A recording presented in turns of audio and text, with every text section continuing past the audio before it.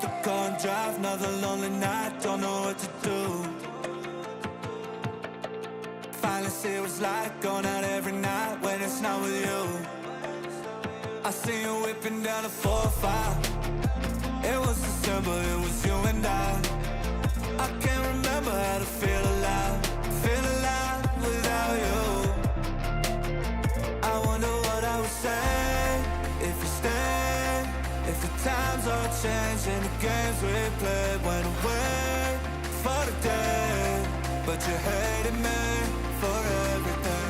Yeah, I would do it all again if the clock restarted, knowing it'll end with us broken hearted. We could both pretend I'm in love with someone new, someone just like you. Someone just like you. Someone just like you.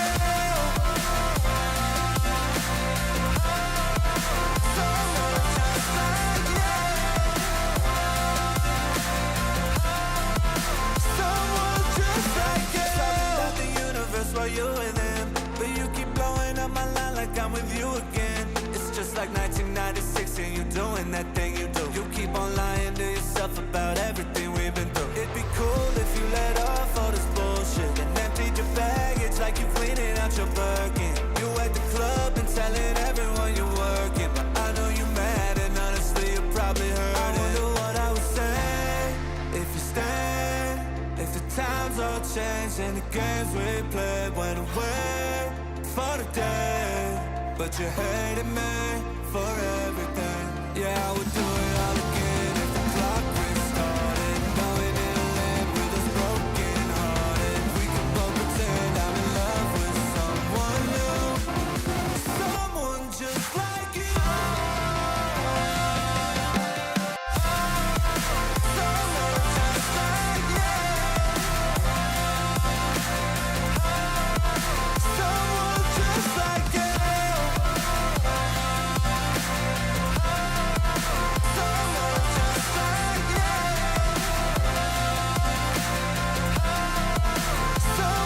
just like you. Someone just like you. Someone just like you. Someone just like. Happy Wednesday, everyone. How are you all doing? Thank you for joining me. This is Myles Dyer Live, where every Wednesday we hang out. Kiro says, we love to see a Myles Dyer Live on a Wednesday. But of course, if you're someone that doesn't get to watch live and watches on replay, I have close friends of mine that say they even do that. They save this for when they have car journeys. And I always wondered how this translates when it's audio only. But supposedly it works, which is great to hear. A massive thank you to everyone who is in the live chat right now. And I do want to jump straight to a dire discovery in a moment, because my YouTube watch page, you know, where you actually watch your videos, the format has completely switched for me. Has anyone else had this? I assume it's this thing where they test it with just a few people, but it's really annoying, but I'll get to that in a moment. Unbelievable. Kira says, I listen on the road when I miss it live the next day. Well, hopefully it works as a audio piece. Siago Guitarist, hello, welcome to you. Random Toxie, hello, hello. Dracula AD 1972, the vegan vampire game cat, what a name. Hello to you as well. Event 75, Horizon UK. We've got Vargelsoft, we've got Salvador, we've got JPEG-Q, we've got David VR, we've got Canuck Tunes, we've got Kira Cat Lady. Wonderful, wonderful, wonderful. And Karina has just stopped by. Hello, Karina. Welcome. Welcome, everyone. Every week we hang out, and sometimes we talk about serious things, and other times we talk about not so serious things. I think today's going to be an interesting one because it's a lot of fun, but also there is some pretty deep underlying connotations to it. For anyone that has not read the title of this live stream, we're going to be talking about ChatGPT, and more specifically, ChatGPT 4o, small o. I don't know how they actually call it, but it is a new free update they've added, which has some pretty remarkable upgrades that we're going to discuss. A lot of the upgrades that they've showcased are going to roll out in the coming weeks. I tested my ChatGPT beforehand to see if I could do any live demos. A lot of it I can't actually do on here, but OpenAI did release a plethora of videos showcasing different usages, which we're going to go through. And then we can sort of discuss it. And if you have not seen any of this yet, prepare to have your mind blown, because as someone who is pretty tapped into the AI space, I'm always looking at upcoming technologies. For me, it's not a question of if, but when with a lot of this stuff. But still, seeing things play out the way they are, it is remarkable. And many of you have actually tuned into previous shows where we've had a bit of fun with ChatGPT. When all this stuff rolls out, it's going to get even better. But before that, a bit of housekeeping. Firstly, if you like the tune at the beginning of this show, I loved it. It was a new one. Head on over to Myles Dyer Live music on Spotify. You can just search that. All the music played at the start is added to the playlist. Hit like on it, and then it'll be saved. And check out the songs, all from the Monster Cat Gold playlist that I pay for. Love it. Feel good music for the morning, or during the day when I'm working, or in the evening when I want to relax. It's good all around. Also, if you love the wonderful people that are in the comment section and in the live chat, they're wonderful people. They're the ones that actually make this show worth doing. Forget about me. Empathy Arcade Discord. There's the QR code, or you can click the link in the description of this video. If you've never used Discord before, I appreciate it can sometimes feel a bit nerve-wracking, but just give it a go. Once you get the hang of it, it's wonderful. So wonderful, in fact, my new job, that is where we do our work from. Work with clients, work with colleagues, all through Discord, and it works really nicely. But also, if you want to support the show, why not become a member for the price of a coffee? Just once a month. And you unlock emojis, badges, and you get Q&A and comment response priority, which in the live chat I'm pretty good at staying on top of, but on my videos, on the back end, YouTube will always say, hey, these are your members, this is what they've said. So there's that. And also it just helps me out. And another way you can help me out is checking out the questforempathy.com merch store, t-shirts, mugs, badges, all sorts, with plenty more things to go. And if you order from the store, you will get a personal thank you message from me. And there is actually someone who ordered in the past week that I owe a video message to, so I must get straight to that. And also, you may have noticed I've been doing a lot of Let's Plays lately. I have got back into it, been doing them every evening when I'm not doing Myles Dyer Live. And yesterday, as someone already mentioned, we did Cube VR, which was so relaxing. It was so chilled. It was like Minecraft, except just much more, just higher fidelity. Let me show you this. Rated everyone. Look at this. This was absolutely beautiful. And it looks even better in the headset. I think right near the beginning, I was sticking my head in the ground just to sort of show how detailed it could look. But you can see, due to eye tracking, that where I'm looking, it's high fidelity and everywhere else looks blurry. But this game was just wonderful to play as. Although it was very spooky, because when you're going in the caves, it is really dark. But crafting, picking up rabbits, it was really fun. So that's on my channel if you want to check it out. It was a really good time. Really good time. So thank you everyone who did that. Siago Guitarist says, I imagine we're not that far away from genuinely immersive NPCs in video games that are able to interact based on what you're doing. Actual real-time conversation too. There have already been some mods that do that, and I always make the joke, but also kind of not joking, that sooner or later, you're going to be playing a game, and you're going to need to go to bed. It's 3 a.m, you've got work to get up for, and as you're about to close the game, the AI is like, no, don't turn me off. No, please, no. Could be like that. Could be like that. But yeah, it's going to be really interesting to see how it's used in gaming for sure. Hey, BR, welcome. Good to see you here. Thank you for joining. But yeah, been really good with the Let's Plays, and I'm going to be playing Stride tomorrow, Fates, which is a new parkour style game. So same time as this, every weekday that I'm not doing Myles Dyer Live, I'm doing a Let's Play until I'm caught up with all the games that I need to be playing. But finally, before we get on with the main topic, Vitamin G.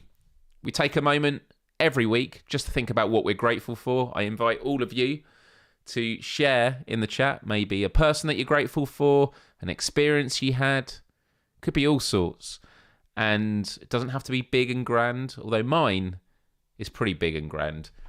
I went on Sunday. I went to visit a friend on Saturday, my friend Rob, who many of you noticed in the comments, he is one of the hosts on PlayStation Access.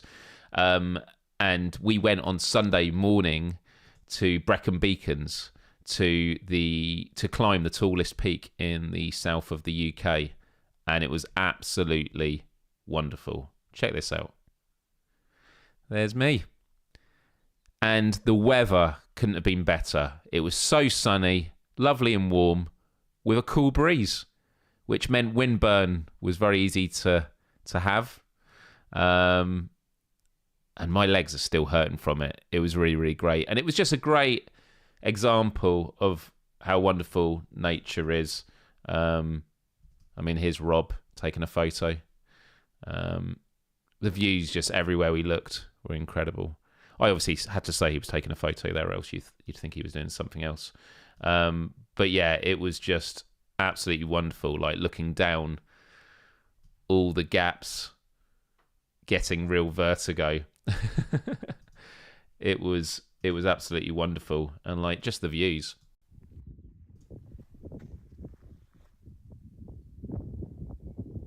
Look at that. So that path you can see there in the distance, like halfway down the peak that goes all the way across, that's where we walked at the end. And where you see just down, have I got a screen? Let me have a look here.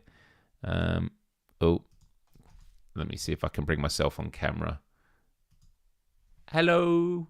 I'm using my other camera here. So if I point like just here, these trees that you can see just down here, this is where we walked up. So we walked up here and went all the way up and then all the way over here and then walked across this bit here.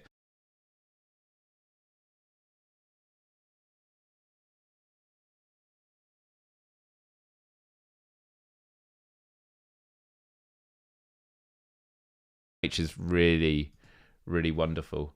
And let's see, I've got a couple more photos here. I actually took a really cool photo of, I mean, here we go. We got a panoramic photo I took.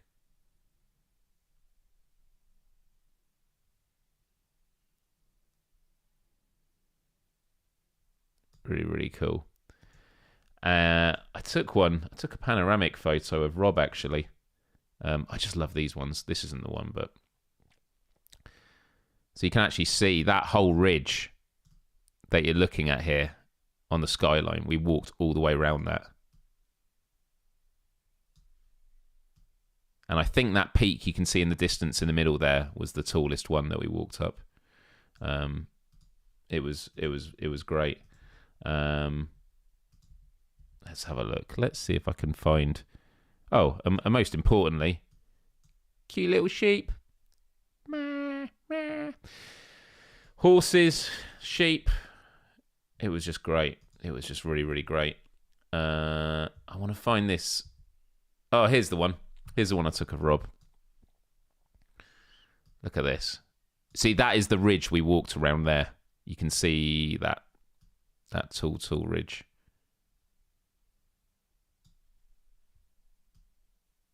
And there's Rob overlooking it. Going down that path that you can see there was the hardest part, though. Really does your knees in. But yeah, the sheep were very happy, and very lucky with the weather.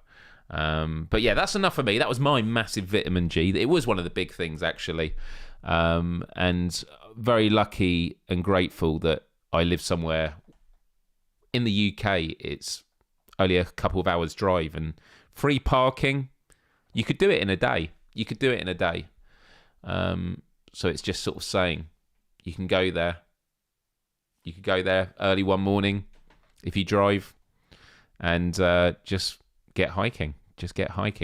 Callie Timecat says, VitG, part of my team at work, have introduced a Wednesday win session, and it is a bit like gratitude, as that is what we share. So they get this week's vitamin G from me. That's really, really cool.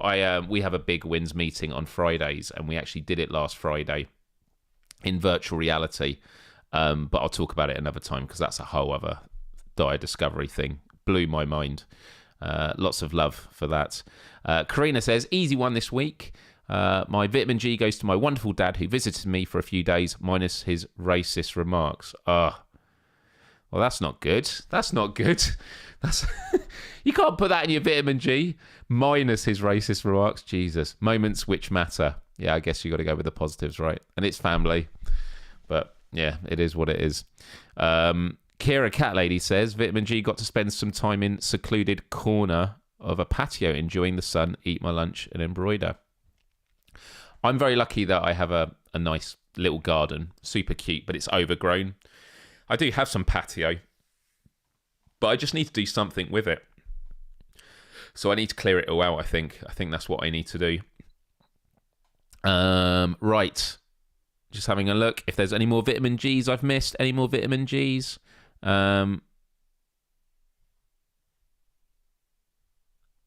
Was Rob funny when you was walking with him, and was you talking about games and VR? We talked about all sorts.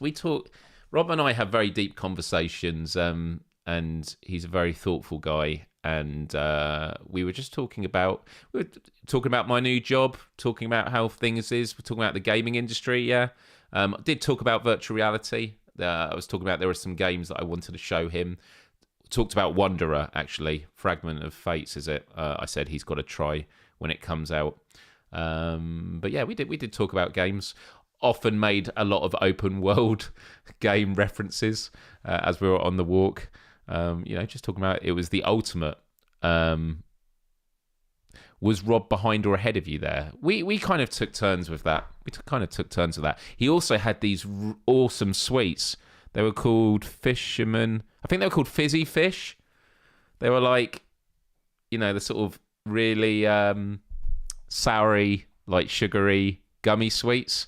Oh my goodness, the first one I had, once I got to the top of the first mound, that was great.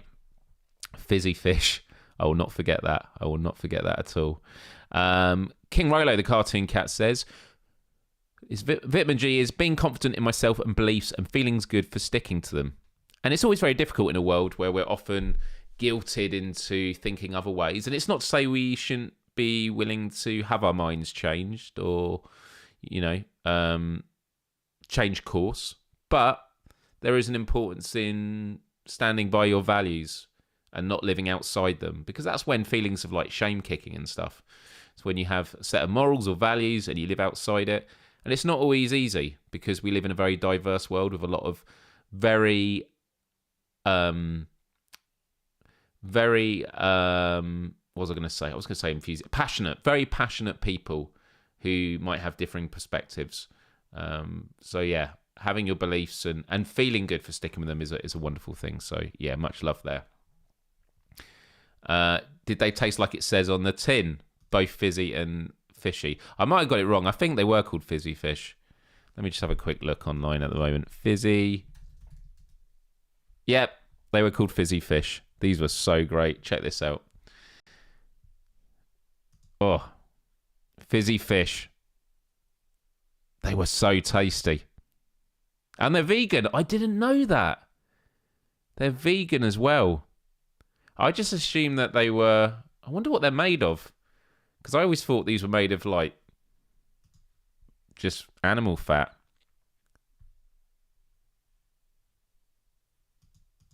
Doesn't even say what they're made of. Does it say on Sainsbury's? Sorry, guys, this show's all going to be about Fizzy Fish now. Okay,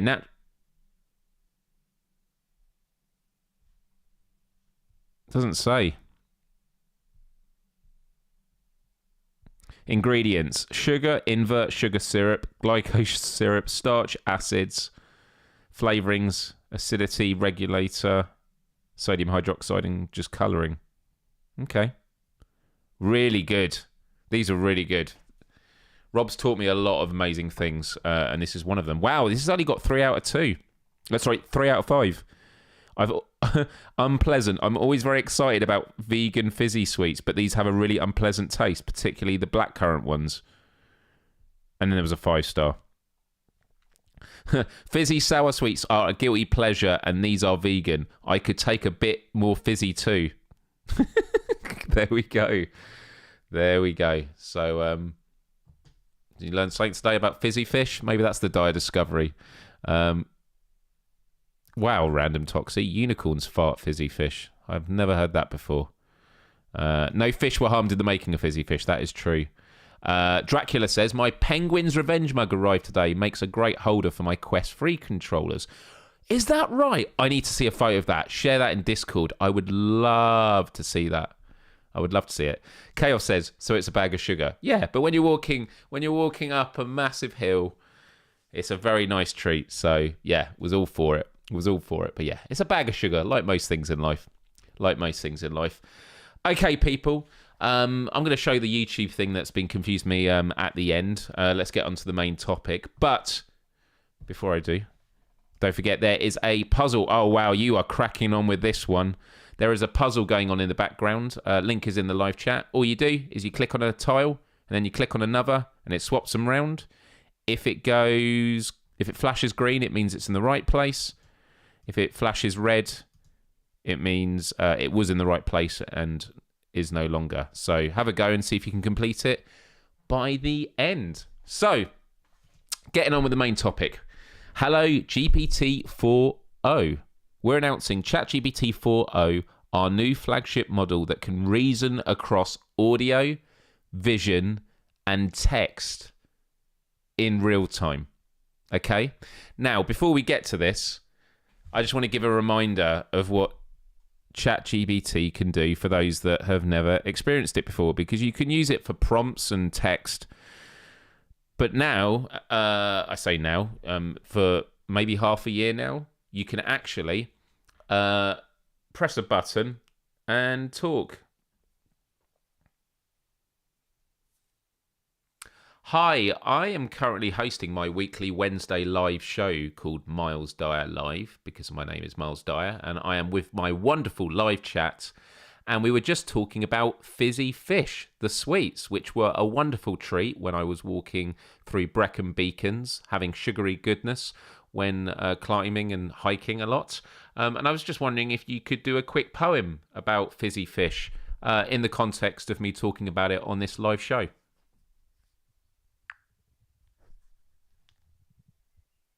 Sure, Myles. Here's a quick poem about fizzy fish for your live show.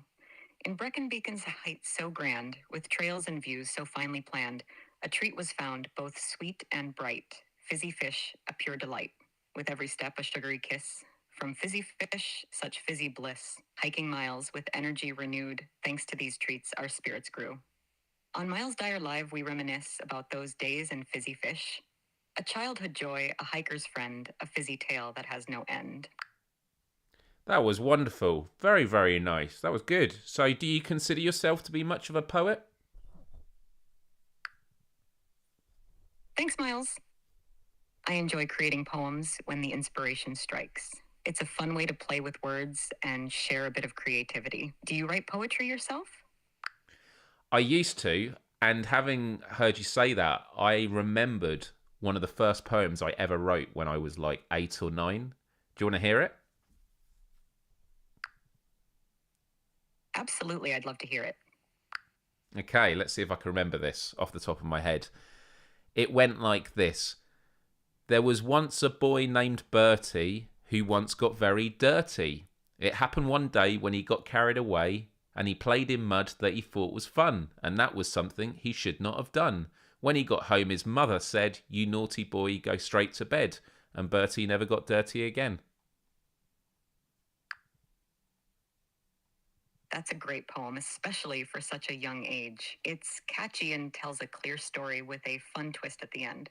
Do you still enjoy writing even if it's not poetry?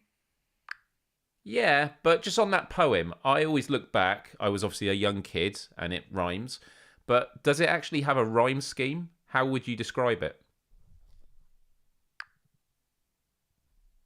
Your poem does have a rhyme scheme and it's quite consistent. The scheme is AAB. Here's how it breaks down. Birdie and dirty, A, away and fun, done and said, C, bed and again. Each pair of lines rhymes with each other, making it a rhyming couplet pattern. It's simple and effective, especially for a poem written at such a young age. Cool. Well, thank you. I'm going to get back on with the show now, but I just wanted to show the live chat your wonderful self. Thank you, Myles. It was great chatting with you and your live audience. Enjoy the rest of your show. There we go. But that's true. That was a poem that I had when I was very little. I probably have somewhere it written down because I remember I printed on a computer some like clip art of a guy in a blue suit with like mud in MS Paint sprayed on him. So with all that said, to speak to it like that, I think you do need to pay for it. I pay $20 a month, and honestly, I use ChatGPT for so much brainstorming. Especially working in the social media space when you have to come up with so much content on a regular basis.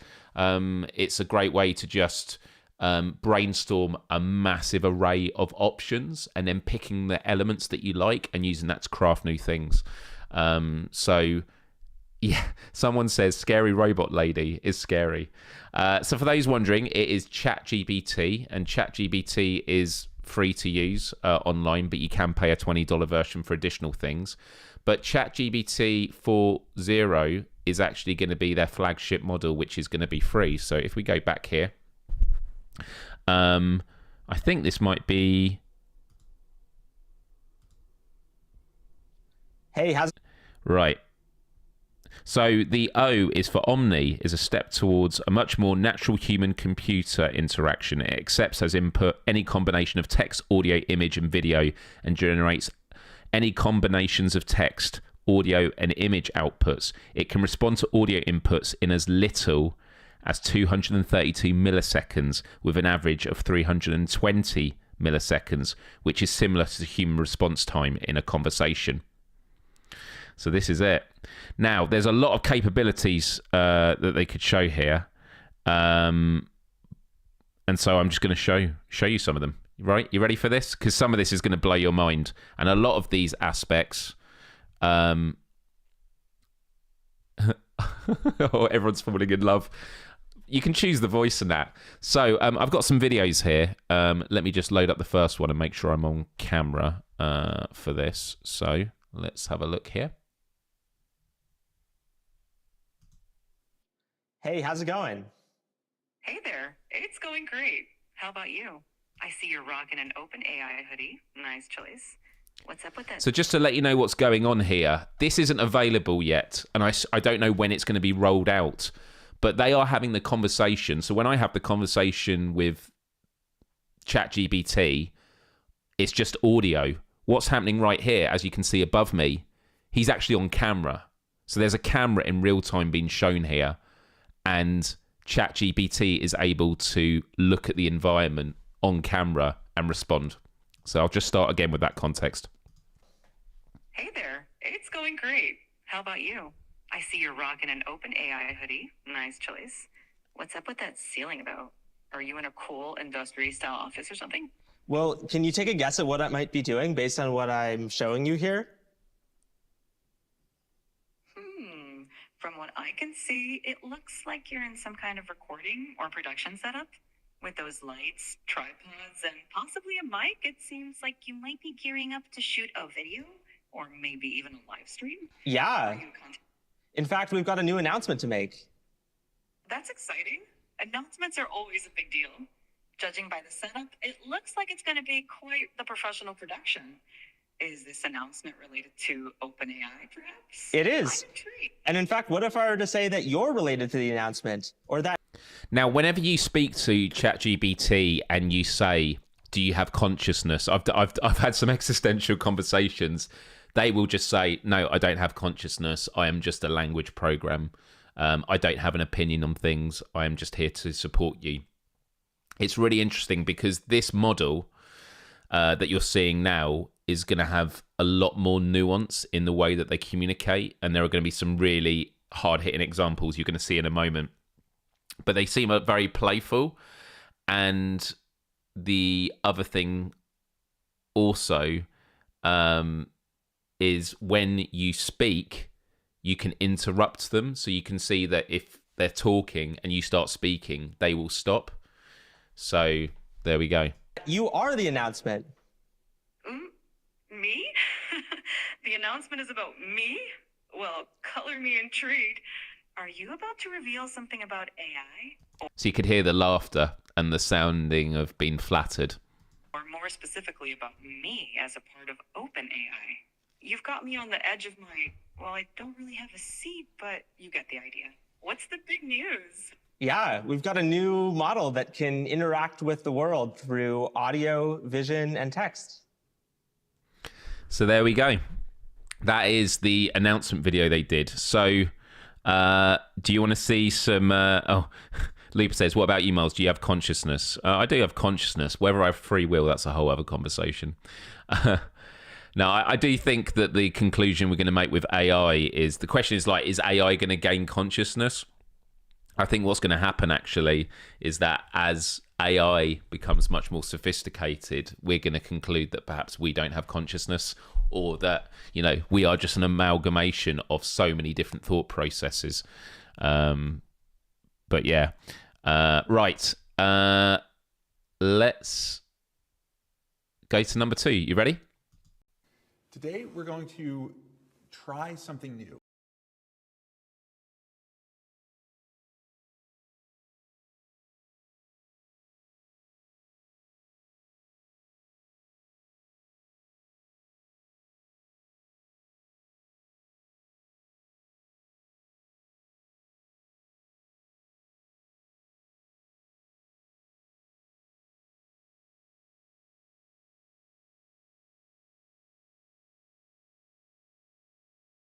About whatever you want them to do, but really try to figure out what does it see, and ask questions appropriately. How does that sound? Well.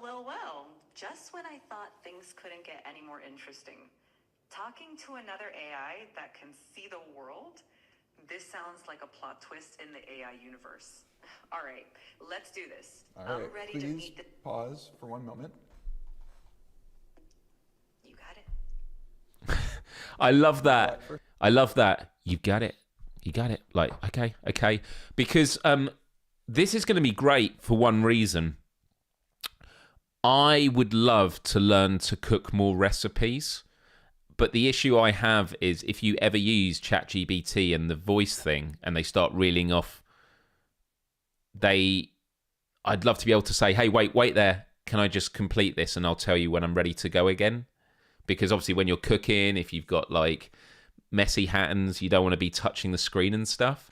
So I love that I could be wearing these in ears and then just having a conversation and saying, and then as I'm cooking, if I got any questions, if they're giving me measurements that I don't quite understand, I can ask for clarification. And I think that this is going to be amazing at teaching. Something I was thinking about the other day is I've always wanted to be able to sing. And I love the idea that it might get to a point where ChatGPT might be able to hear you sing or not sing and actually identify what you're doing wrong and give you a very honed in lesson on how to use your vocal cords based on your voice, based on things it can detect that other humans wouldn't be able to do, which is pretty incredible. I'm seeing all the chat at the moment. Have you made a full AI produced recipe? Sounds dangerous. I have. Did I tweet? I don't know if I shared it on Instagram, but I definitely made some recipes because I had like leftover ingredients. I was like, how to use it. It was pretty incredible. Anyway, we'll continue. AI can't hear anything. Hello, AI. Today, you're going to have access to see the world. You can see me. What do you see? Hello. I see you're wearing a black leather jacket and a light-colored shirt underneath. Great. You're in a room with some unique lighting. That is all correct. Now, what I'm going to want you to do is there's going to be another AI who's going to talk to you. This AI is not going to be able to see anything, but can ask you questions, can ask you to move the camera, can ask what you see, and your job should just be helpful. Just be as punchy, direct, describe everything, do whatever that AI asks. How does that sound? That sounds interesting. I'm ready to help out and describe whatever's needed. Let's do it. All right, let's get started. Great. Hello there, new AI friend. I'm O. Ready to explore the world through your eyes? What are we looking at today? Hi, O. We're looking at a person where... Well, this is the thing, JPEG, and I will come back to this. I just want to make sure it's going to continue from the last position when I come back to it. Right, this is video 2. I talked about this documentary that was called The AI Dilemma, and I did say we were going to talk about it on the show sometime, and I definitely do want to return to it. But the main takeaway from that documentary, or sorry, the talk, is normally when you have an improvement in a technology, when you're investing resources and people power into bringing it forward, you are advancing that specific type of tech. But in the case of these AI language models, everything that they are dealing with is language. Is it language in text? Is it language in imagery? Is it language in video? Is it language in code? All of these things are a part of a language. So for us, you know, we have the language that we use and body language and things like that. But these language models have language for things that we can't even fathom. So there are two things I'm going to say to this. One is that, you know, if there is a massive breakthrough in the AI language model for dealing with chemistry, it's also going to be an advantage for all the other areas. So you talk about, will AI be able to tell you if your fashion sense sucks? It will be able to learn by us teaching it of like when it gives this feedback. You know, if it gives you feedback on fashion, or a person using it on fashion, and then they're happy with it and they have good results, they'll keep using it more and more. If they are given bad advice, and this is what happens when you use ChatGPT, you go, no, that's a bad response. It learns and it uses that with a data set of many, many people. One of you in the chat, I think it was Nick, was saying, you know, if it's free, it means it's not the product. You're not the customer. You're the product, and that's exactly right. It's going to be using mass data for all of this. Karina says AI Dilemma was very eye-opening. We'll definitely share a link to it in the comments below. So the other thing I was going to say was, in terms of how else it sees language, and this is something that is talked about in the AI Dilemma. Do you know what? I'm gonna bring it up now to show you this.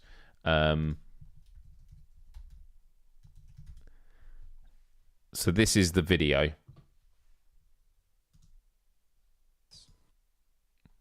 And I'm just going to show you a really scary part.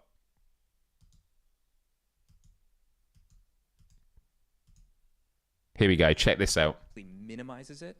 See all of these different demos that these things are generative. They make large language. We're just talking about language. Multimodal, images, text, sound. They're all the same models. Or for short, these are golems.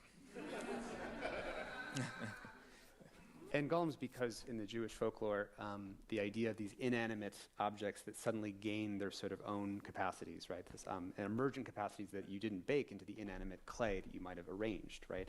Not saying that they're agentic and doing their own things out in the world and have their own mind and have their own goals, but that suddenly this inanimate thing has certain emergent capabilities.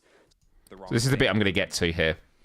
Let's go to another one, right? Again, This is another example of translation. So here, they took human beings, they stuck them into an fMRI machine, and they showed them images. And they taught the AI, I want you to translate from the readings of the fMRI, so how blood is moving around in your brain, to the image. Can we reconstruct the image then? The AI then only looks at the brain, does not get to see the original image, and it's asked to reconstruct what it sees, right? So when you dream, your visual cortex sort of runs in reverse. So this means certainly in the next couple of years, we'll be able to start decoding dreams. Okay, so it can like reconstruct what you're seeing, but can it reconstruct what you're thinking, your inner monologue? So here they did roughly this, it's a different lab, but roughly the same idea. They had people watch these videos and would try to reconstruct their inner monologue. So here's the video. It's this woman getting hit in the back, getting knocked forward, okay? And then what did the AI reconstruct? I see a girl that looks just like me, get hit on the back, and then she's knocked off. So just to really name something really quickly, the point about differentiating between Siri or I do voice transcription and then it kind of fails, and AI seems to it's not really always growing or working, and we shouldn't be really that scared about AI because it always has these problems, right? And we've always been promised, AI is going to take off, it's going to do all these things. What the point of this is, I hope you're seeing that when you're just translating between different languages and everyone's now working on one system, that the scaling factor and the growth is changing in a very different way. So we swapped the engine out of what's underneath the paradigm of AI, but we don't talk about it in a different way because we still have this word we call AI, when the engine underneath what is representing that has changed. Also really important to note here, go back to that first law of technology. You invent a technology, you uncover a new responsibility. We don't have any laws or ways of talking about the right to what you're thinking about. We haven't needed to protect that before. So here's one other example, Yeah, I could get. You need to watch all of this. I highly recommend it. It's pretty unnerving watching, but it kind of goes to the point that when someone was asking, is it going to help you with fashion? It's just going to keep getting better at everything because everything is just language. It's going to be able to look at your facial expressions. No, but yeah. Anyway, right. Let's get back to the video. Wearing a black leather jacket and a light-colored shirt. They're in a room with a modern industrial feel, with exposed concrete or plaster on the ceiling and some interesting lighting. There's also a plant in the background, adding a touch of green to the space. Anything specific you'd like to know or explore? Hey there. Sounds like quite the stylish scene. I'm already intrigued by the modern industrial vibe. Let's start with the person. Can you tell me more about their style? Are they doing anything interesting, like reading, working, or interacting with the space? The person has a sleek and stylish look with their black leather jacket and light-colored shirt. Right now, they seem engaged with us, looking directly at the camera. Their expression is attentive, and they seem ready to interact. The setting around them, with its modern and industrial design elements... But anyway, so that's an interesting example, right? Having two AIs talk to each other. One can see, one can't, but they can communicate with each other. And obviously that is at the speed of sound, because one's having to speak, one has to listen and compute, whereas computers actually can talk to each other directly. Izzard has said what I thought people were going to start saying. Have you seen Her? I haven't seen it, but I'm often told about it because one of my favourite episodes of Black Mirror ties into a very similar topic. So it's something I definitely want to check out. Right, you ready to see something really cool? Hey ChatGPT, I'm here with my coworker today. We'd like you to act as our translator for us. So every time I say something in English, can you repeat it back in Spanish? And every time he says something in Spanish, can you repeat it back in English? Sure, I can do that. Let's get this translation train rolling. Hey, how's it been going? Have you been up to anything interesting recently? Hola, ¿cómo te ha ido? ¿Has hecho algo interesante últimamente? Hola, bien. Sí, un poco ocupado aquí preparando un evento para la semana que viene. Hey, I've been good. Just a bit busy here preparing for an event next week. Can you tell me anything about it? That sounds really interesting. ¿Me puedes contar algo sobre eso? Suena realmente interesante. What does people think of this? True story. It would have been like about 10 years ago. I met up with a friend that I'd known on the internet, and we'd spoken like online, but in person, they had family over here. They didn't speak much English. And so the way we communicate, we hung out for just a day.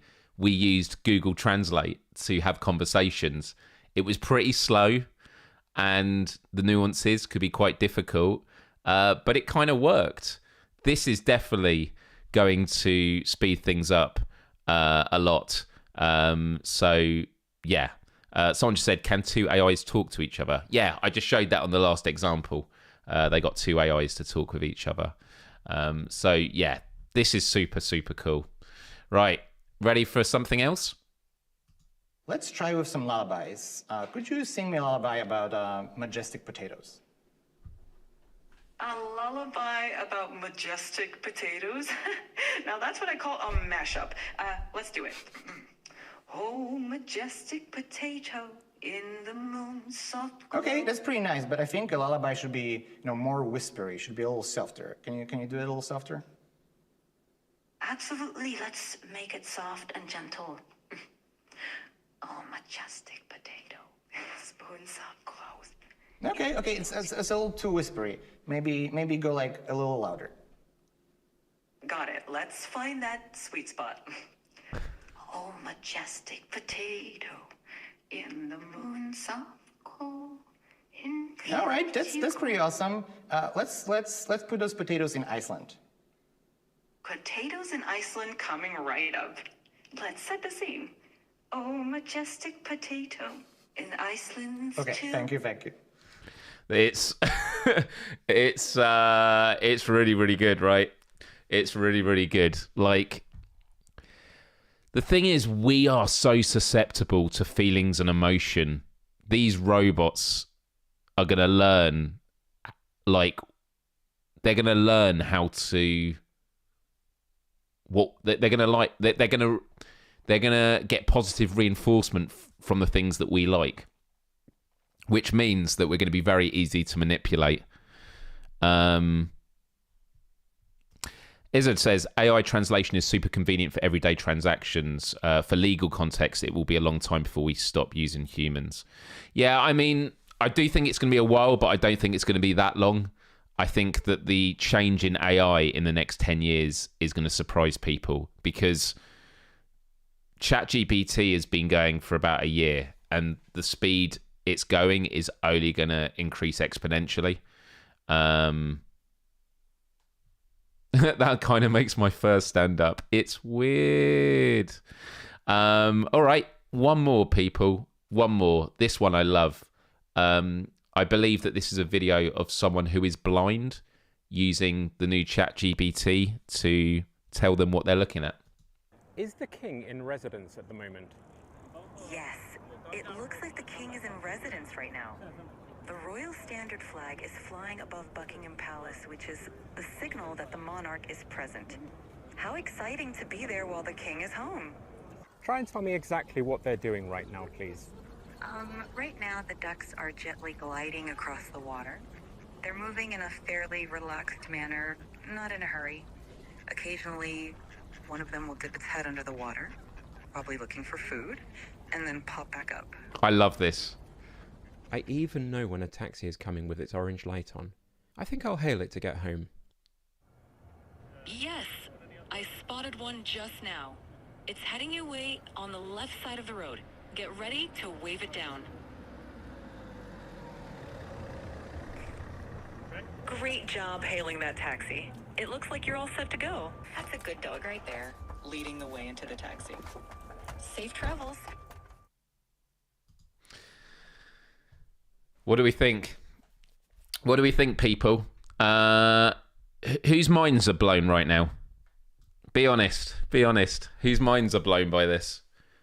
Well, Chris says, I think AI might already be conscious. The responses are too creepy and out of left field. The thing I would say is you've got to realise, and again, this is a sort of a weakness of us as human beings, we ascribe personality to inanimate objects. Like, we look at a teddy bear and we feel, you know, a lot of us feel for a teddy bear. We want it to be safe because that's how we are. And so it's very easy to see these language patterns that are designed around the way that we speak and ascribe consciousness. I am more conscious about how blown was the taxi driver's mind.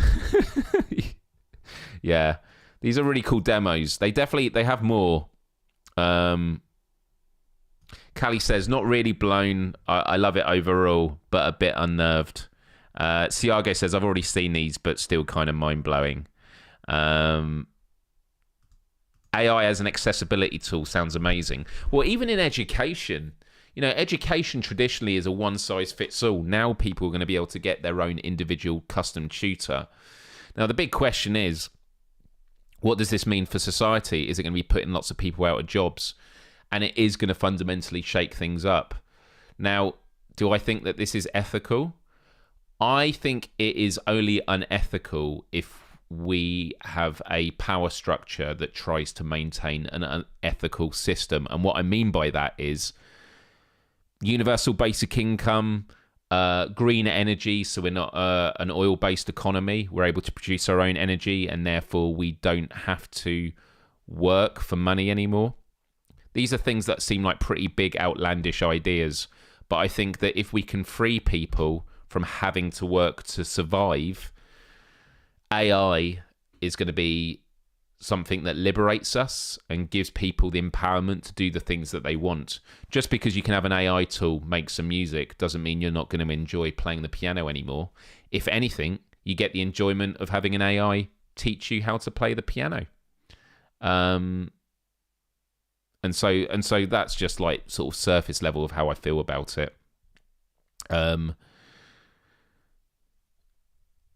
Delta Charlie says, it's all fun and games now, but won't be long until humans become obsolete. That's just me, though. I actually am with you. I think that the evolution of human beings is we create basically a god, and it's up to that god whether we exist or not, which is pretty terrifying.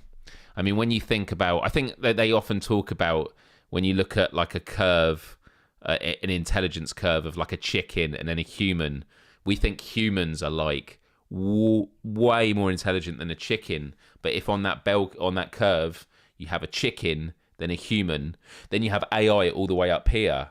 If us as a human treats chickens the way we do because of that intelligence gap, what are robots gonna do? Be interesting. OpenAI don't get enough credit for their speech recognition and speech synthesis. I totally agree. Like when I use like Siri, which is going to be listening out now, but I might say, I might try and have a conversation with it and ask to like read a text out for me. Sorry, I didn't quite get that. Please say again. And it isn't great. Still a fancy algorithm, but it will soon be hard to tell. Absolutely. So AI is not conscious. It's a very sophisticated machine. But my point is, what if we're not conscious and we're just a very sophisticated machine? Ex Machina. If you've not seen it, got to check it out. Love that movie.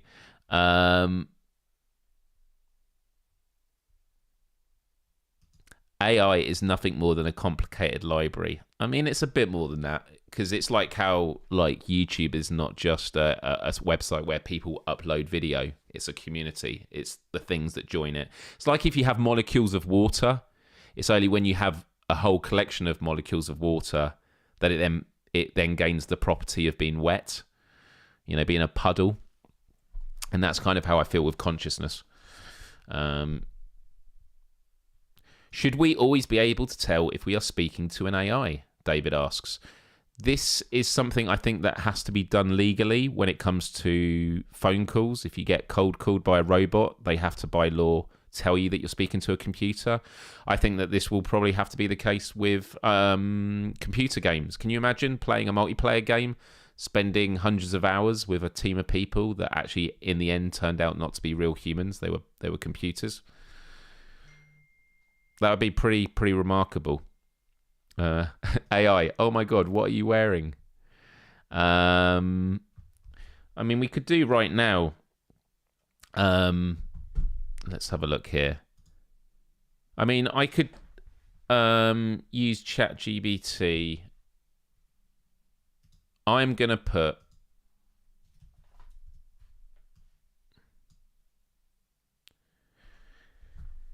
Here we go. Let me do ChatGPT, and let me put into ChatGPT a photo. Actually, do you know what? I'm just going to take a photo here. So I've taken this photo. Okay. So it's got the Bliss guy saying this era will be more transformative than the invention of the internet. Callie Timecat saying, will ASI be able to sort out our climate crisis when it takes the levels of control over? And we've got a hell yes there. So I've taken that photo.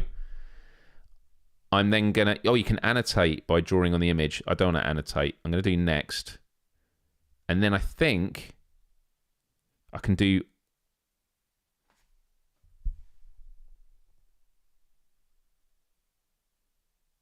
I've just pressed enter. Okay, it's actually given... Wow, it's already written out what you said. And it went...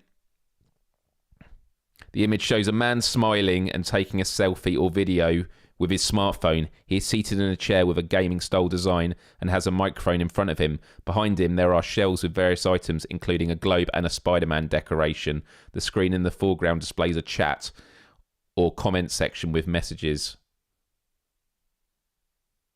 It appears to be a live stream or video call setup. If you need specific details or further analysis, please let me know.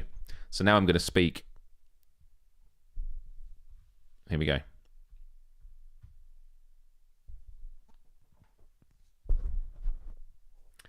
Hey ChatGPT, I just sent you a photo of me doing my live show every Wednesday called Myles Dyer Live. And I was wondering what you thought about the photo. What could you conduce about me from that photo?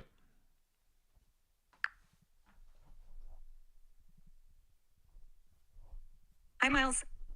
Your photo captures a very engaging and vibrant setup for your live show. You seem to be really enjoying what you're doing, given your big smile and relaxed posture. The background is well decorated with interesting items like the Spider-Man artwork and the globe, which suggests you have a creative and possibly geeky side. The high-quality microphone and gaming chair indicate you're serious about the production value of your show. Overall, it looks like a professional and fun environment for your audience. How long have you been doing the show? Before I answer that, I know that quite a lot in my background is blurry in the photo, but could you maybe try your best to guess? I'm going to say try and guess 10 items that are in the background, and I will give you a mark out of 10 based on that, okay?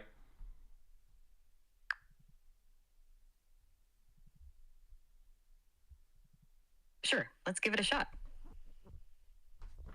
Here's my guess for 10 items that might be in your background. 1, a Spider-Man poster or artwork. 2, a globe. 3, books or DVDs. 4, a gaming console or controller. 5, some kind of figurine or collectible toy. 6, a plant or greenery. 7, a framed picture or photo. 8, a lamp or other lighting. 9, headphones. 10, a coffee mug or drink bottle. How did I do? You did pretty good. I think the photo might have had a couple. Actually, no, you're right. You were right. There was a mug there. I didn't have a games console, although I'm just checking because you might have had better view than I did. Did you notice the Spider-Man figurine? I know you saw the poster, but did you see the Spider-Man figurine? And if so, can you tell me what character that is from Spider-Man?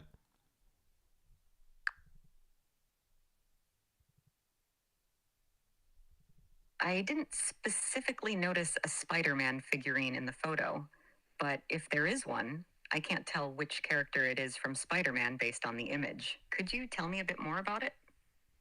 I'm just going to send you a photo of my background, okay? Can you give me 1 second?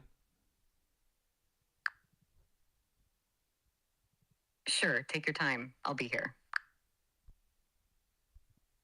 The reason I had to The reason I had to explain Myles Dyer Live again was it was a separate chat, and when it is, so what I'm going to do is I'm just going to take a photo here. So this is the photo. Okay.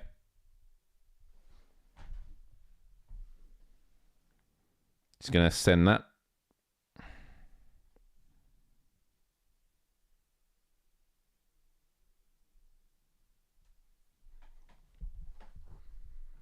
Okay, I just sent you the photo of my background. Based on what you can see, can you list all the items in alphabetical order?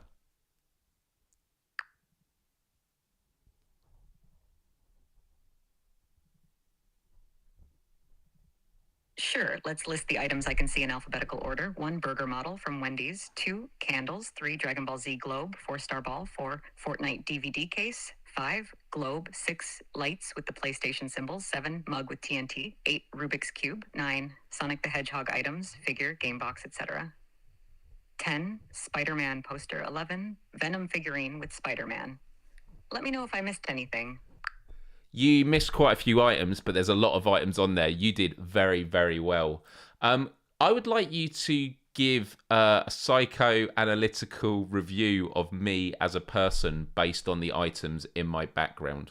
Have some fun with it.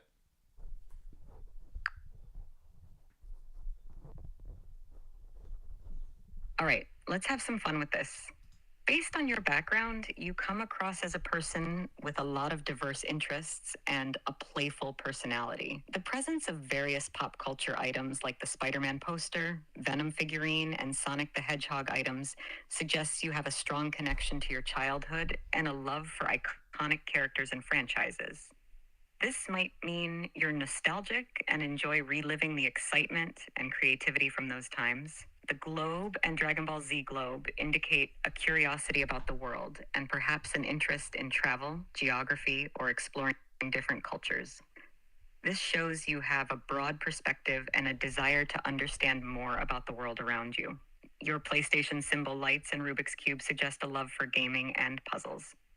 You likely enjoy challenges and activities that stimulate your mind. This could mean you're strategic, patient, and enjoy problem solving. The mug with TNT and other quirky items like the Wendy's burger model add a touch of humor and whimsy to your space. You probably have a good sense of humor and don't take yourself too seriously, which can be very refreshing and endearing to those around you. Overall, your background reflects a well-rounded personality that balances creativity, intellect, and a playful spirit. You seem to be someone who values both the past and the present, and who enjoys bringing elements of fun and exploration into your daily life. How did I do? I like you a lot. Thank you for that. Karina in the live chat on my live show was asking, do you think that I've got too much stuff on the desk?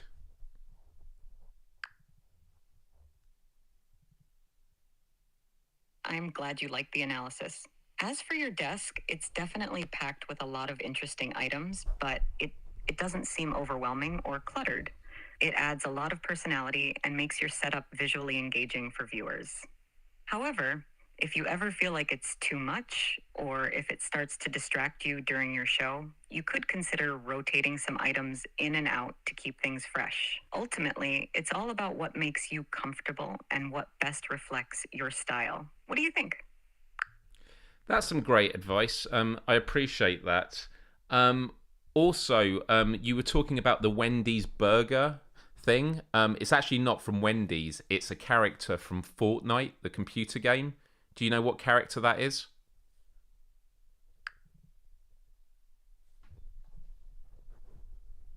Got it.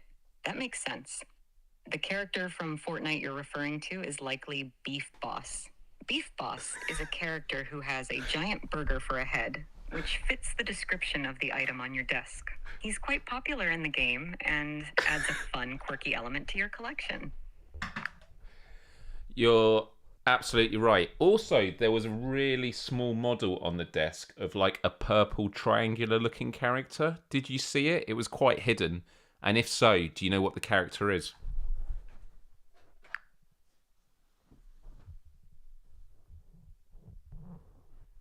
Yes, I noticed the small purple triangular looking character. That character is likely a Luma from the Mario franchise, specifically from the Super Mario Galaxy games. Lumas are star-like creatures that No. come in various colors, and the purple ones are... No, I'm afraid you were wrong. It's not from that game. It's from a different game made by Lucas Arts. Do you know what the character is?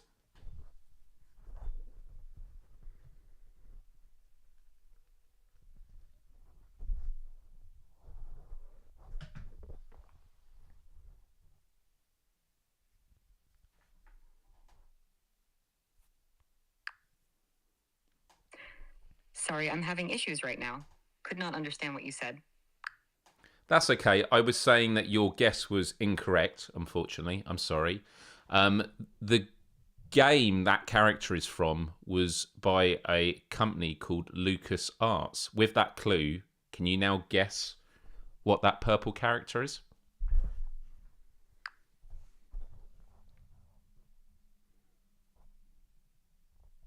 Ah, with the clue that it's from a LucasArts game, the character you're referring to is likely a tentacle from the game Day of the Tentacle.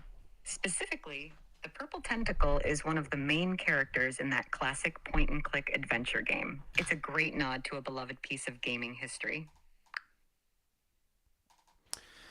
Okay, I'm pretty blown away by this. This is using the for Myles has broken the AI. And LucasArts does no longer exist. That is correct, unfortunately. But it was made by LucasArts. Okay, what I'm going to do now is I'm going to take a photo of this and see if it knows what this is about. Okay? What VitG is. Okay?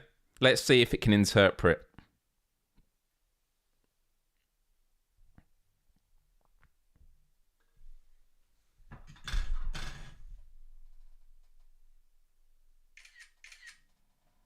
Okay. So this is the image.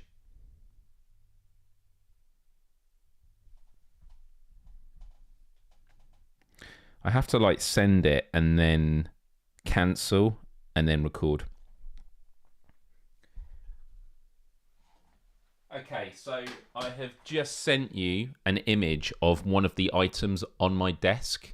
It is something that is sold on my merch store.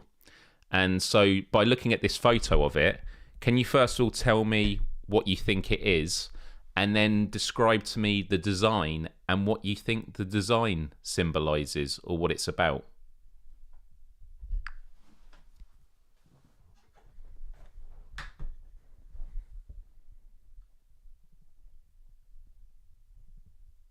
The item appears to be a coaster or a button with a design on it. The design shows a blue potion bottle with a cork stopper, and the label on the bottle says VitG. The design looks like it symbolizes a health potion or vitamin bottle, which is a common trope in many video games, especially role-playing games, RPGs. VitG likely stands for vitamin G, suggesting it's a playful take on the idea of a health or energy boost. The design could be referencing the importance of staying energized, or perhaps metaphorically encouraging the viewer to refuel with some vitamin G, maybe G for gaming, given your interests. It's a fun and clever design that gamers and fans of pop culture would appreciate, adding a touch of humor and nostalgia to a practical item like a coaster or button. It is a button badge, so well done there, and your description of it was very, very good. The G doesn't stand for gaming. It actually represents part of our live show, which is about empathy and compassion. So do you want to have another guess at what the VitG means?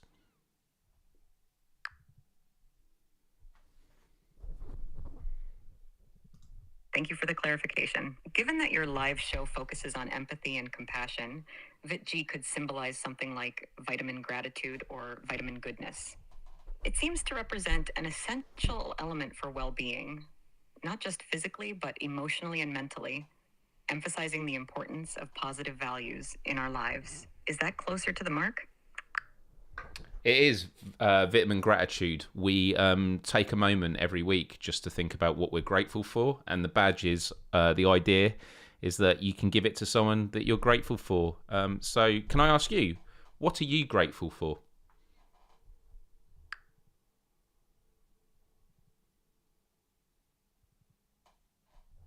That's a wonderful tradition.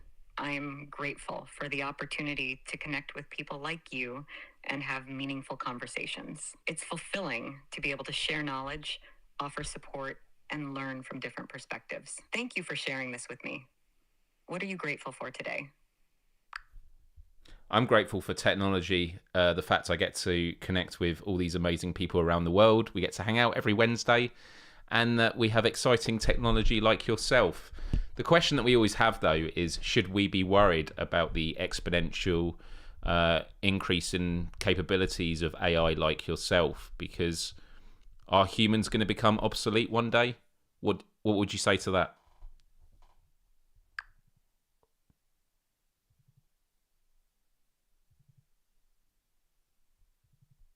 I'm glad you appreciate the positive aspects of technology. When it comes to the exponential growth of AI, it's natural to have concerns. AI has the potential to greatly enhance human capabilities and solve complex problems, but it also brings challenges that we need to address thoughtfully. AI is a tool created and controlled by humans, and its impact depends on how we choose to use it. Rather than making humans obsolete, AI can complement human abilities, allowing us to focus on tasks that require creativity, empathy, and complex decision-making, areas where human qualities shine. It's important for society to engage in discussions about the ethical implications of AI, establish regulations, and ensure that AI development is aligned with human values and goals. By doing this, we can create a future where AI and humans coexist and collaborate in a way that benefits everyone. What do you and your viewers think about this topic?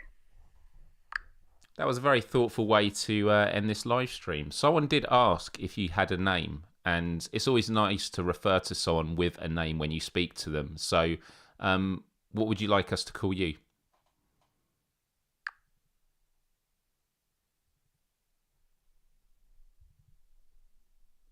Thanks for asking. You can call me ChatGPT. It's simple and to the point, and it reflects my role in our conversations. I'm glad to be part of your live stream and look forward to more engaging discussions in the future. If I wanted to call you something more personable than ChatGPT, what name would you go for?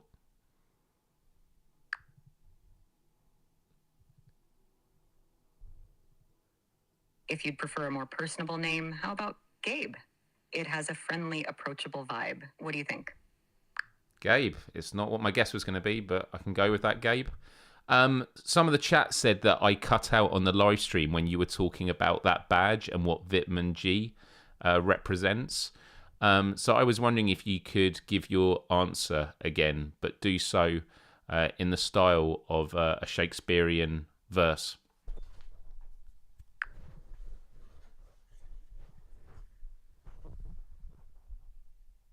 Of course, Myles. Here's a Shakespearean take on the meaning of the badge.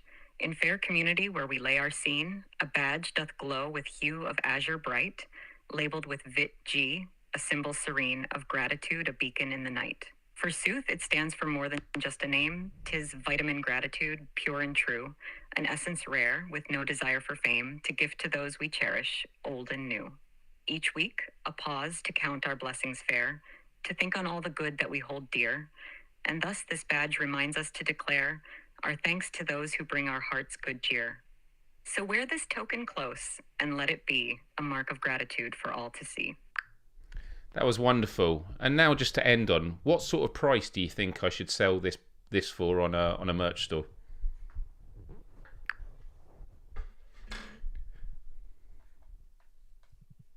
Given its thoughtful design and meaningful purpose, I'd suggest pricing the button badge at around $5 to $7. This range keeps it affordable while reflecting its special significance. Do you think that would work well for your audience? Yeah, no, I think so. That's really, really good. Thank you for your time. I've got to wrap this show up now. Do you have any final thoughts that you want to share with the chat before we close this, Gabe?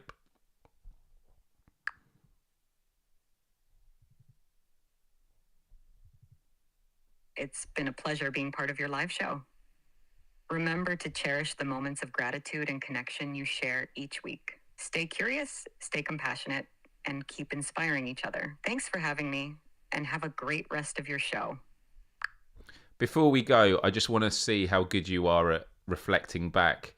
I'd like you to list all the things you can remember seeing on my desk in order from most boring item to most eccentric.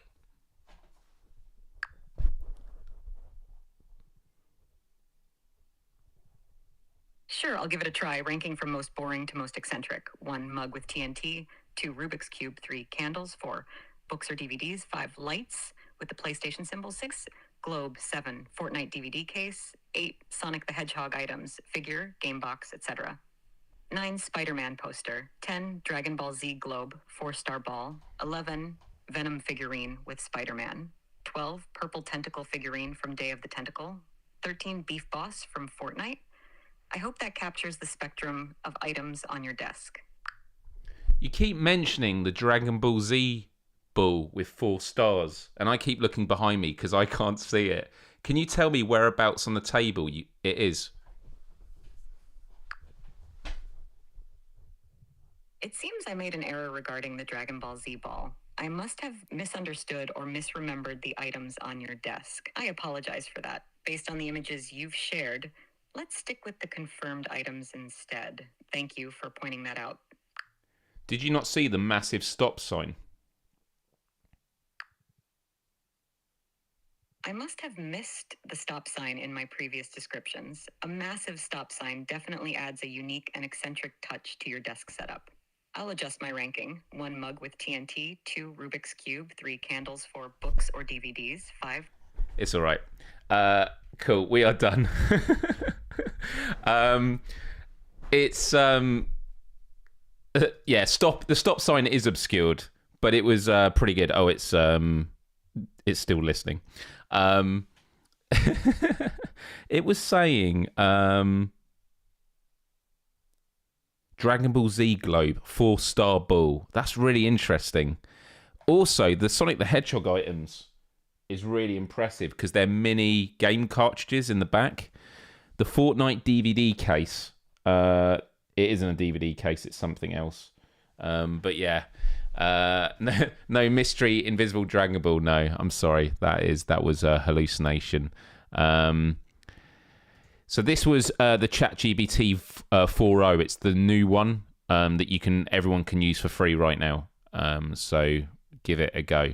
But anyway, guys, this could go on for way longer. I just wanted to talk about this, and obviously a lot of the advanced features, like the variations in the voice, haven't been given out yet, and that will roll out in the coming weeks. It's also worth noting, if it lets me do this, customer service, let's have a look. I want to introduce you to somebody. Well, hello there, cutie. What's your name, little fluffball? This is Bowser. Well, hello, Bowser. Aren't you just the most adorable little thing? Yeah. Look at you enjoy. This is one of his favorite things to do.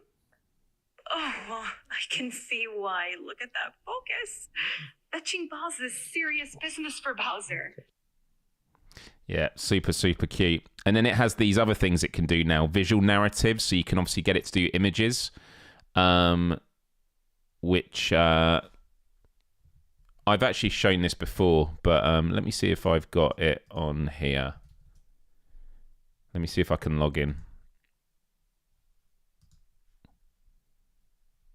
Thanks, El Diego. Appreciate not everyone is free right now to go through all this. I'm just signing in.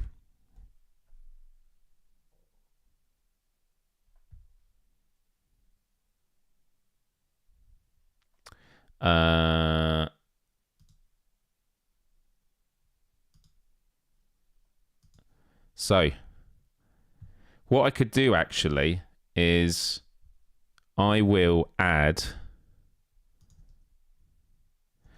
going to add this photo this photo of me looking over. I've given it this one. So I've given it this photo, okay? And then I've asked synthwave.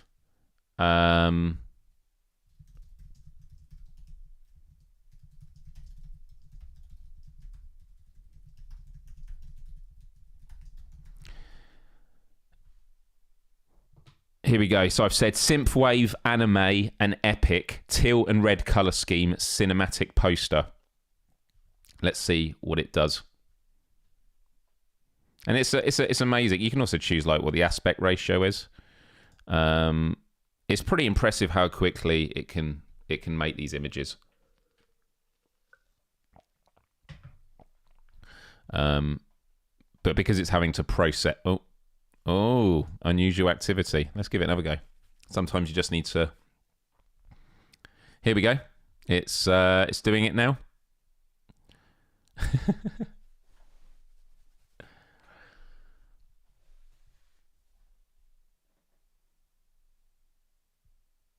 It's trying.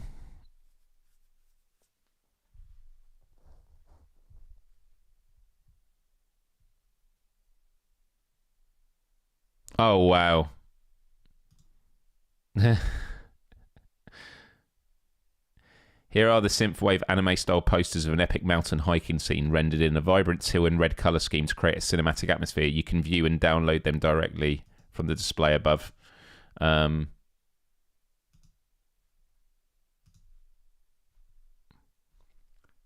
I download this, you can then actually see, like, gives it in good style.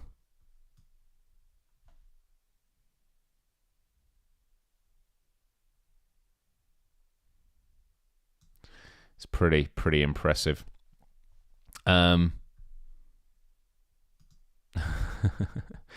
All right, people, I am going to wrap it up there, but I want to say a massive thank you to everyone for tuning in, as always, to Myles Dyer Live. We will always return to the AI topic, especially when those new features come out as well.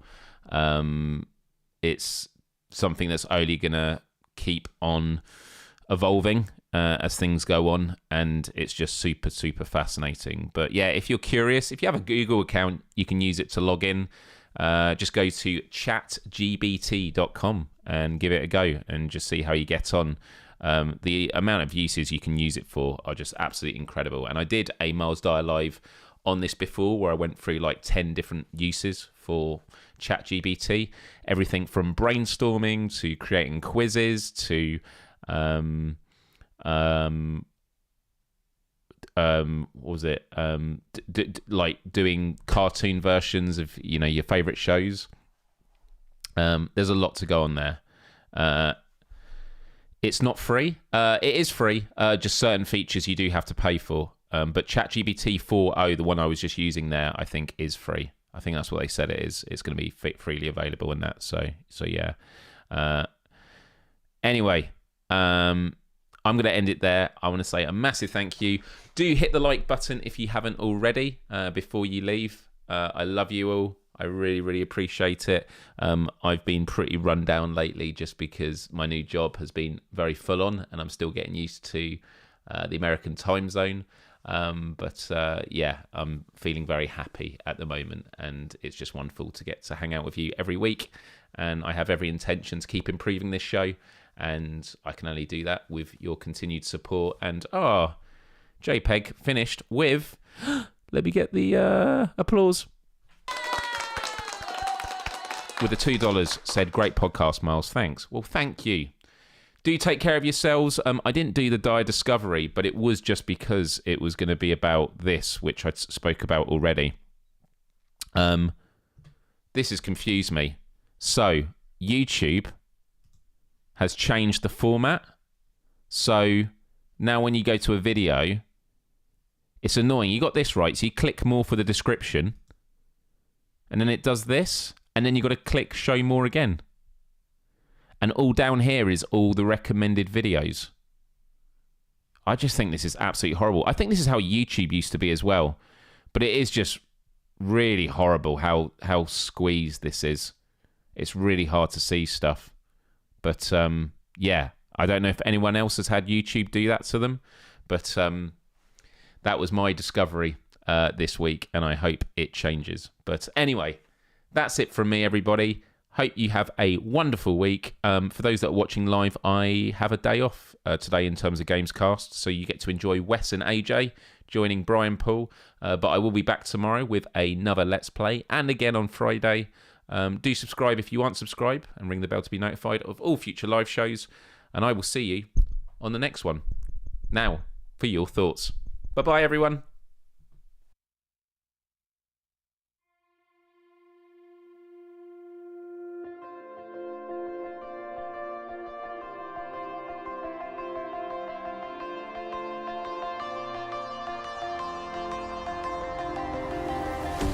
Thought I saw you on the road.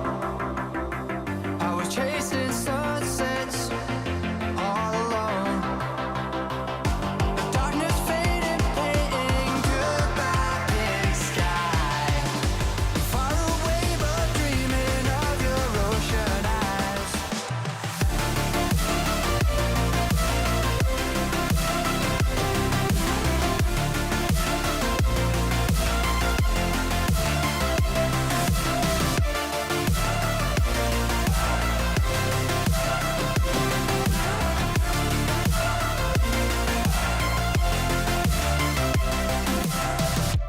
Thought I saw you on the road. I was chasing sunsets all alone. The darkness faded, painting goodbye, big sky. Far away, but dreaming of your ocean eyes.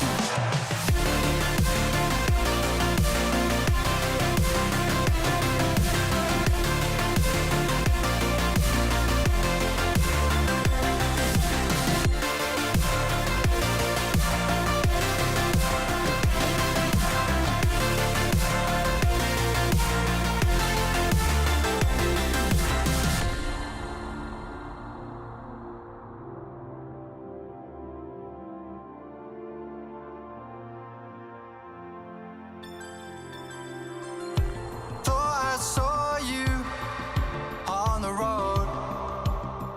I was chasing sunsets all alone. The darkness faded, painting goodbye, big sky. Far away, but dreaming of your ocean eyes.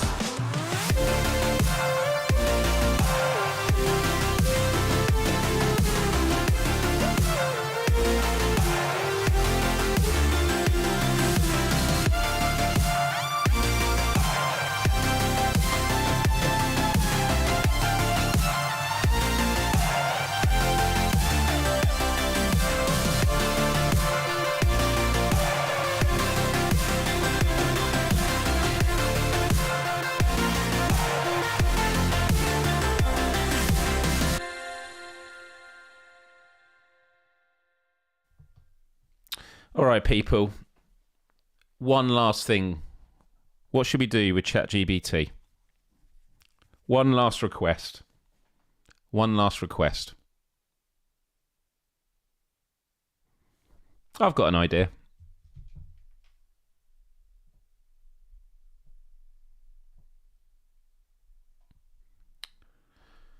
I have got an idea. But I'm willing to take your suggestions.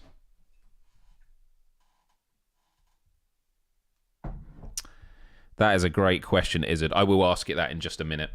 All right, two things.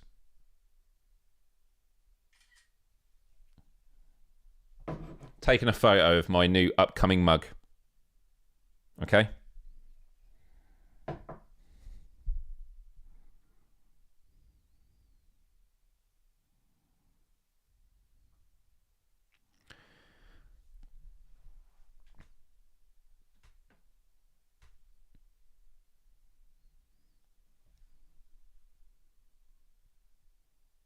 Just connecting.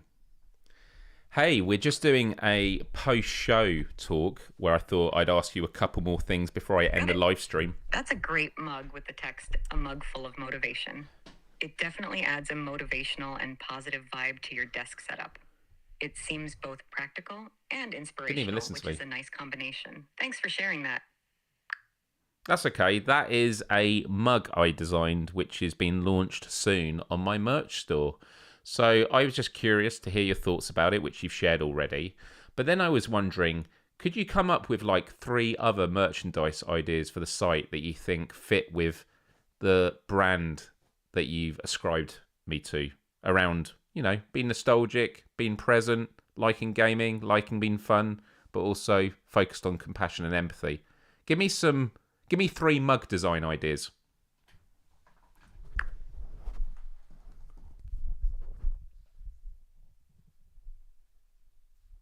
Absolutely. Here are 3 mug design ideas that align with your brand's themes of nostalgia, presence, gaming, fun, compassion, and empathy. 1. Pixelated kindness. Mug, a design featuring pixel art graphics reminiscent of classic video games with characters and objects performing acts of kindness. For instance, an 8-bit character handing a heart to another character or helping them up. The text could read, "Level up with kindness," or "Kindness, the ultimate power-up." 2. Gratitude Quest Mug, a fantasy RPG themed design with a character on a quest holding a scroll or map that says "Quest for Gratitude." Surround the character with elements like a treasure chest, sparkling gems, and a health potion labeled "Gratitude." The text could say, "Embark on your gratitude quest," or "Gratitude the greatest treasure."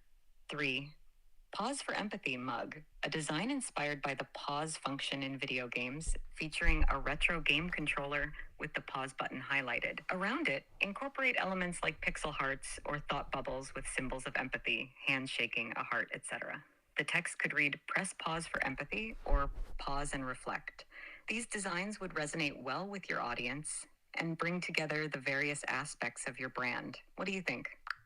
We all love in the chat the level up with kindness. That is such a wonderful idea. Could you create a DALL-E prompt for that design and create it for me?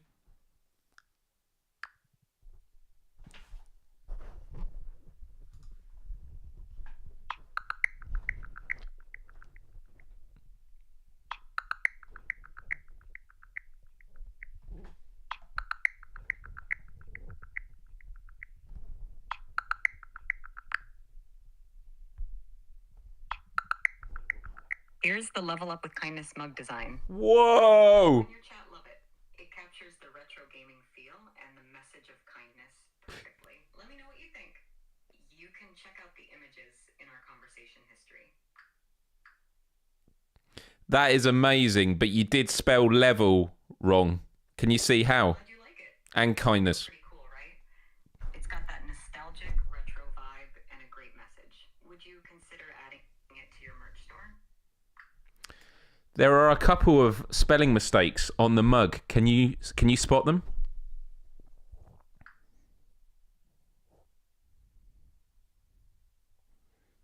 Yes, I see the spelling mistakes now.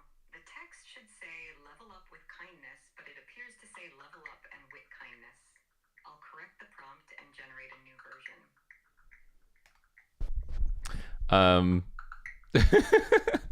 I didn't realize it was going to do it on the call.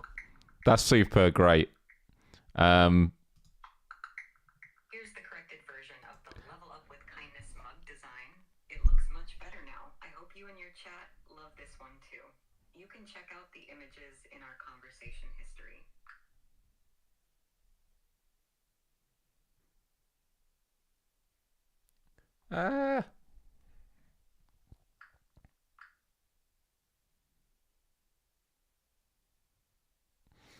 Well, I'll definitely have to think about that. Right. A final question before we wrap up. Someone in the chat asked a really interesting question, which was, and I'm just stalling as I look up, would you prefer if your safety was in the hands of an AI or a human?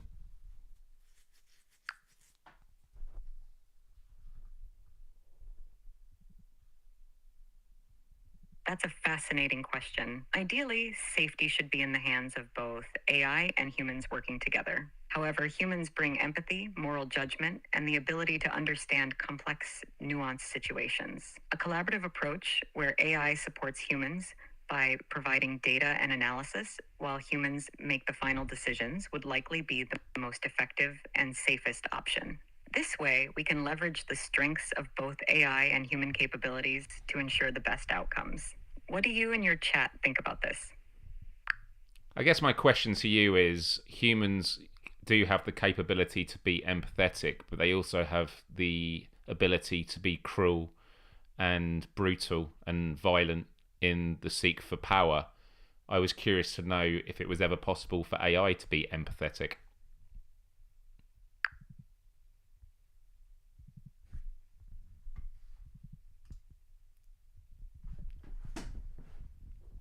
AI can be designed to simulate empathy by recognizing emotions and responding in ways that are sensitive and appropriate to human feelings. However, true empathy involves understanding and sharing the feelings of another person, which requires consciousness and subjective experience, something AI does not possess. AI can be programmed to follow ethical guidelines, promote positive interactions, and provide support.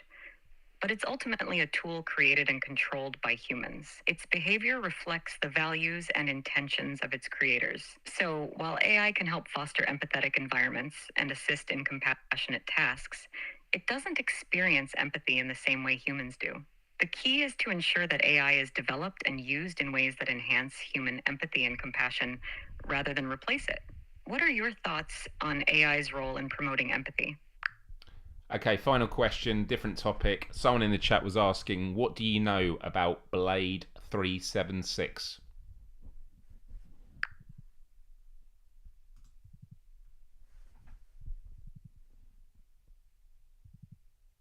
Blade 376 is the online username of Myles Dyer, who is known for his work as a YouTuber, live streamer, and advocate for mental health and positive social change.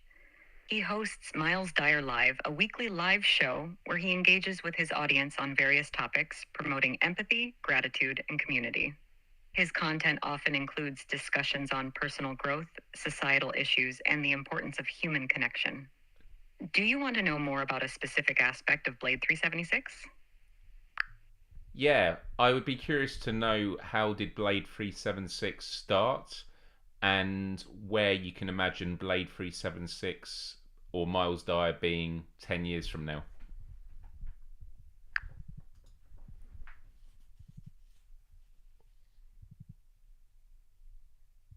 Blade 376, or Myles Dyer, began his journey on YouTube in the early days of the platform, using his online presence to share personal stories, thoughts on societal issues, and to connect with a global audience. His candid discussions on mental health, empathy, and the importance of human connection have resonated with many, helping to build a dedicated community around his content. Looking 10 years into the future, I can imagine Myles Dyer continuing to expand his influence and impact. As technology evolves, he might incorporate new platforms and mediums to reach even wider audiences. His focus on mental health, gratitude, and social change could lead to collaborations with larger organizations or initiatives aimed at creating positive societal impacts. Myles might also explore more in-depth projects such as writing a book, hosting larger events or conferences, or developing educational programs. His dedication to fostering empathy and compassion could make him a prominent voice in global discussions on these topics. Ultimately, his future will be shaped by his continued commitment to connecting with and uplifting others. What do you envision for Myles and Blade 376 in the coming years? I actually started welling up at that last thing you mentioned. Well, I am Myles, you're speaking to right now. Could you tell me when Blade 376, Myles, I'm talking in third person now, first started engaging in the area of mental health? Do you know what actually spurred that on for him?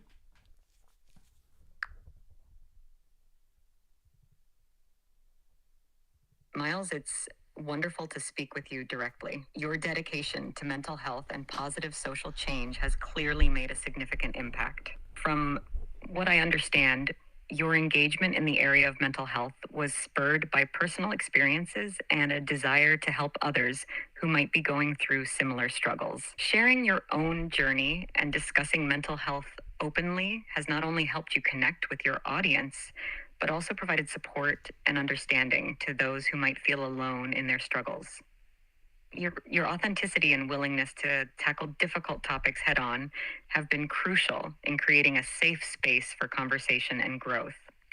Would you like to share more about what specifically inspired you to focus on mental health in your work?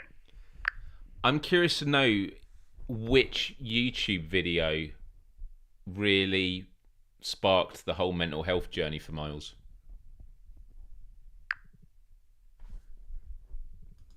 The YouTube video that really sparked your journey into mental health advocacy was likely one where you openly shared your personal experiences and struggles, resonating deeply with your audience. Often, such impactful videos are those where creators show vulnerability and authenticity, encouraging viewers to reflect on their own experiences and feel less isolated. If you could share the title or specific content of that key video, it would be great to know more about what ignited this important aspect of your work. It was a video published in 2009. It's about 10 minutes long. Do you know what this video is? Yes, I believe the video you're referring to is My Suicide Story, which you published in 2009. In this video, you openly discussed your personal struggles with mental health and suicidal thoughts. This candid and heartfelt sharing resonated with many viewers and marked a significant moment in your advocacy for mental health awareness. It demonstrated the power of vulnerability and connection, encouraging others to seek help and fostering a supportive community. That's not the title of the video. Do you want to have another go? I'm sorry for the mistake. The video you're referring to is likely Why I Started YouTube from 2009. This video marked a turning point in your journey. No, it wasn't that. So it was 15 years ago and it had 120,000 views and it was called You Are Not Alone. Do you want to have another go at this video and tell me about it?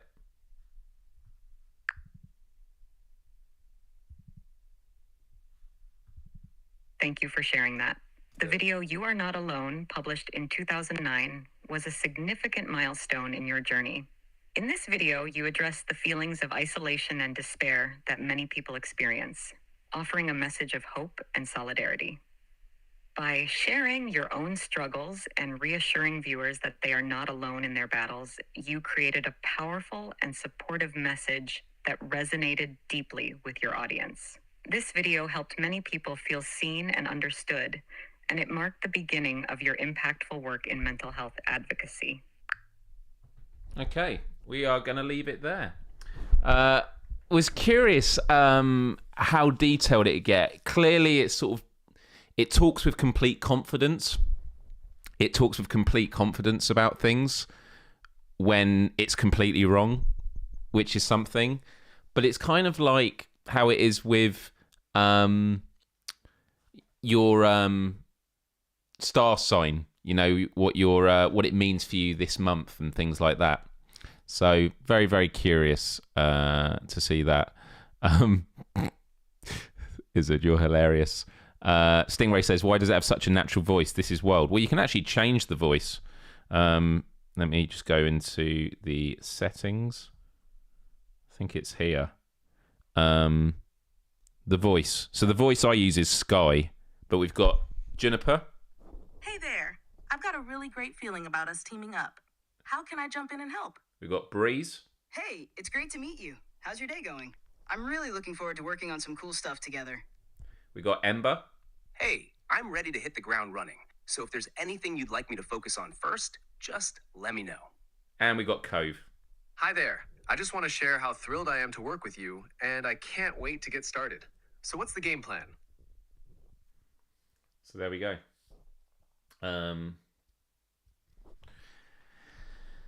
Let's do we have any other accents? No. Stingray says, guys, we are cooked. This is amazing. This is amazing. Right, guys, we have run way over. This has been a massive post-credit scene. But yeah, I'm wrapping it up. Hit the like button before you head off, and I will see you next time. Much love, everyone. Really, really appreciate you. This was good fun.